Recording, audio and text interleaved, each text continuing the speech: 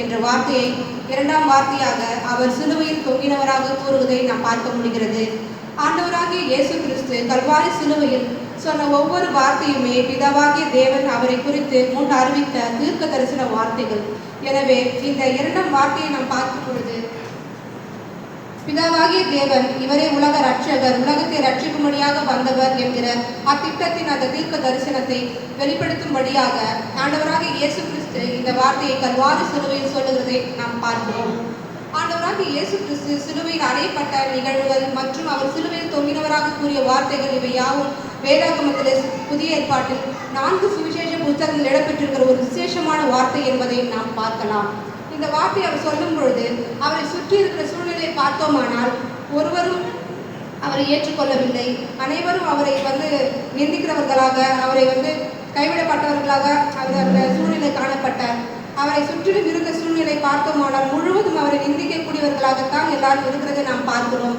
அவர்கள் அந்த நிந்திக்கக்கூடியவர்கள் யார் அப்படின்னு நம்ம பார்க்கும் பொழுது வேத பண்டிதர், பரிசேயர், சதுசேயர், யூதர்கள், ரோமர்கள், ஏன் அவரோடு கூட சிலுவையில் அறையப்பட்ட கல்லரும் கூட அவரை நிந்தித்தார்கள் என்பதை மத்திய சுவிசேஷம் 27ஆம் அதிகாரம் 44ஆம் வசனத்திலே நாம் பார்க்கிறோம். அவரோடு கூட சிலுவையில் அறையப்பட்ட கல்லரும் அந்தபடியே அவரை நிந்தித்தார்கள் என்று எழுதியிருக்கிறதை நாம் பார்க்கிறோம்.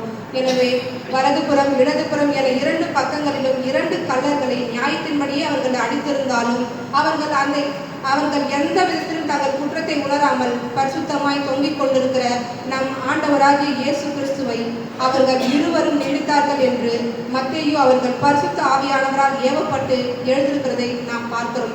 ஆனாலும் கூட அந்த 2 கல்லர்களில் ஒருவனுக்குள்ளாக ஒரு மனமாற்றம் வருகிறதை நாம் பார்க்கிறோம். அதை நாம் அறிந்து கொள்ளுகிறதற்கு லூக்கா எழுதின சுவிசேஷம் 23ஆம் அதிகாரம் 39வது வசனத்திலிருந்து 43வது வசனம் வரை வாசித்து பார்த்தோமானால் அந்த ஒரு கல்வனுக்குள்ளாக ஒரு மனமாற்றம் வருகிறது. அவன் தன் பாவத்தை உணர்கிறான், இவர் பரிசுத்தர் என்பதை அறிந்து கொள்கிறான். அது மாத்திரம் அல்லாதபடிக்கு தன்னோடு அடிக்கப்பட்ட கல்வனை கடிந்து கொள்ளுகிறான். ஆண்டவரை நோக்கி, நீர் உங்களுடைய ராஜ்யத்தில் வரும்பொழுது அடியேனை நினைத்தள்ளும் என்று ஒரு விசுவாச அறிக்கையையும் ஏறெடுக்கிறான் என்பதை நாம் பார்க்கிறோம். அவனுடைய அந்த விசுவாச அறிக்கைக்கு பதிலாகத்தான் ஆண்டவர் சொல்லுகிறார், இன்றைக்கு நீ என்னுடனே கூட பரதேசியில் இருப்பாய் என்று மெய்யாகவே உனக்கு சொல்லுகிறேன் என்ற வார்த்தையை ஆண்டவர் அந்த கல்வனுக்கு பதிலாக சொல்லுகிறதை நாம் பார்க்கிறோம். நம்முடைய பிதாவாகிய தேவனுடைய திட்டம் தான் என்ன? மனிதனை குறித்து என்ன அவருடைய திட்டம் இருந்தது? அவர் மிகவும் அன்பு நிறைந்தவர் என்பதை நாம் ஒவ்வொருவரும் அறிந்திருக்கிறோம். நாம் ஒவ்வொருவரையும் அவர் பிள்ளைகளாகத்தான் இந்த பூமியில் சிருஷ்டிக்கிறார். அப்படியாகத்தான் ஆதாமையும் ஏவாளையும் இந்த பூமியில் அவர் சிருஷ்டித்தார். அவர்கள் நித்தியமாக என்னோடு கூட இருக்க வேண்டும். நான் எப்படி சர்வத்தையும் ஆளுகை செய்கிறேனோ அப்படியாக என்னுடைய சந்ததியாக இவர்களும் சகலத்தையும் ஆளுகை செய்ய வேண்டும்.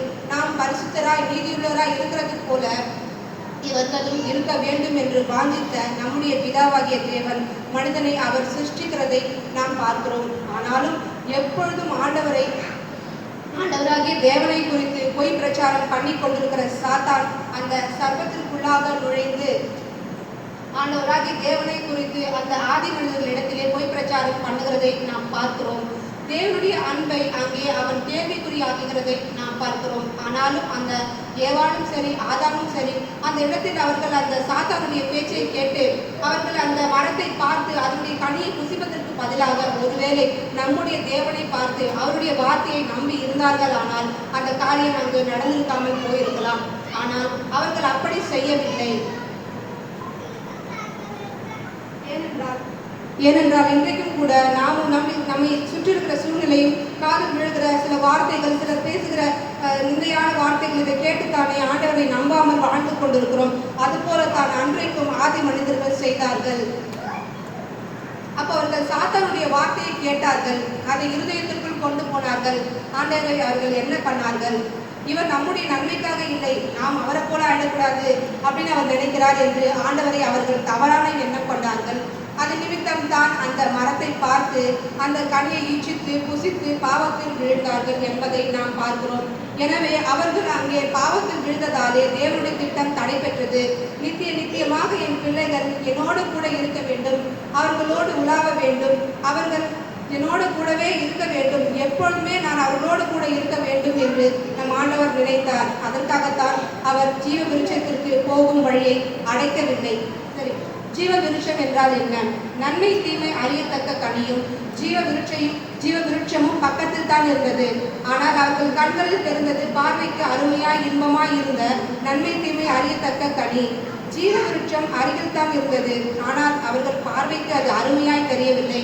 எனவே அவர்கள் கண்கள் அதை நாடவில்லை. ஜீவ விருட்சம் புசிப்பவன் ஒரு நாளும் மரிப்பதில்லை. நன்மை தீமை அறியத்தக்க கனியை புசித்தவன் ஒரு நாளும் கூட நித்திய ஜீவனோடு இருப்பதில்லை என்பதை நாம் அறிந்து கொள்ளலாம். இவன் பாவத்தில் விழுந்துவிட்டதாலே இவன் நித்தியமாக பாவத்தில் வாழக்கூடாது. இவனுடைய பாவத்தை விலக்கி அந்த நித்திய ஜீவனை இவனுக்கு கொடுக்க வேண்டும் என்பதற்காக அவர் ஜீவ விருட்சத்திற்கு போகும் வழியை அவர் அடைத்து போட்டார் என்பதை நாம் பார்க்கிறோம்.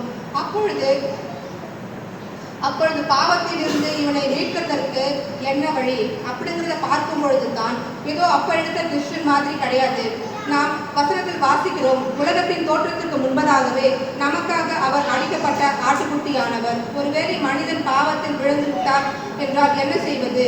பிதாவாகிய தேவன் இயேசுவை தான் பார்த்தார். அப்ப இயேசுவானார் முழு மனதோடு ஒருவேளை இந்த மனிதன் பாவத்தில் விழுந்தால் இவனுக்காக என்னை நான் ஒப்பு கொடுக்கிறேன் என்று ஏதோ மனுஷன் பிறந்து வாழ்ந்து இறந்ததுக்கு அப்புறம் இல்லை, உலகமெல்லாம் தோன்றுவதற்கு முன்பே தம்மை ஜீவ பலியாக நமக்காக ஒப்பு கொடுத்தவர் நம்முடைய ஆண்டவராகிய இயேசு கிறிஸ்துவாய் இருக்கிறார்.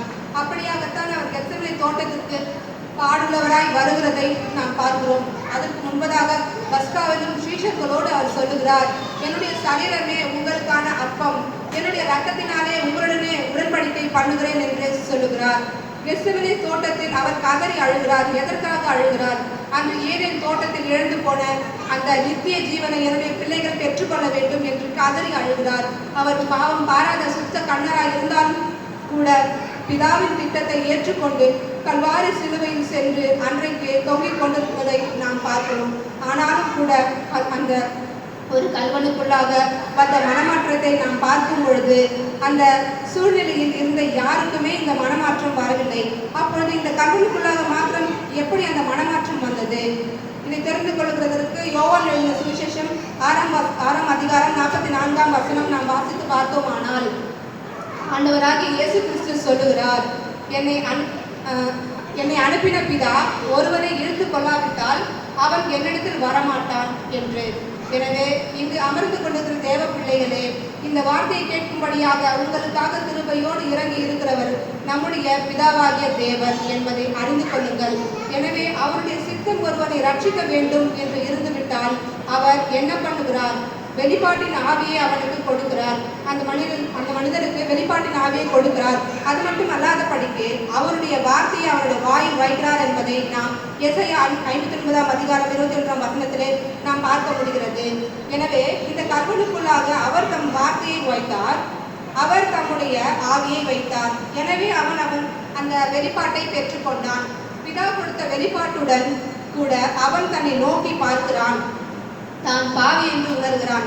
எனவே அவர் பரிசுத்தர் என்பதையும் அவன் காண்கிறான். அது மாத்திரம் அல்லாதபடிக்கு கூட இருக்கிற கல்வனையும் கூட அவன் கடிந்து கொள்ளுகிறான். அந்த கடைசி நிமிஷத்திலும் இந்த உலகத்தின் சூழ்நிலையை அவன் பார்க்கவில்லை. எல்லாரும் பரியாசம் பண்ணுகிறார்களே, இவரை நாம் ஏன் நம்ப வேண்டும் என்று அவன் நினைக்கவில்லை.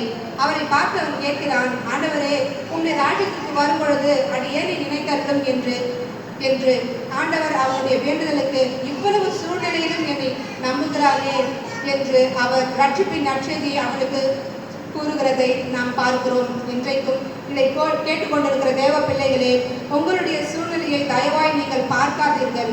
அதை பார்த்தீர்களானால் சாத்தான் நிச்சயமாகவே பொய் பிரச்சாரம் பண்ணி தேவனை குறித்து தவறான பிம்பத்தை ஏற்படுத்தி அவருடைய ஐக்கியத்தை விட்டு நம்மை விலகி அவன் நம்மை கெடுத்து போடுவான் என்பதை அறிந்து கொள்ளுங்கள். எந்த சூழ்நிலையானாலும் சிலுவையை நோக்கி பாருங்கள், தேவனுடைய வார்த்தையை விசுவாசிங்கள், அதை மாத்திரம் அறிக்கை பண்ணுங்கள், நித்திய ஜீவனை பெற்றுக்கொள்ளுங்கள். தேவன் தாமே உங்கள் அனைவரையும் அளவில்லாமல் ஆசீர்வதிப்பாராக.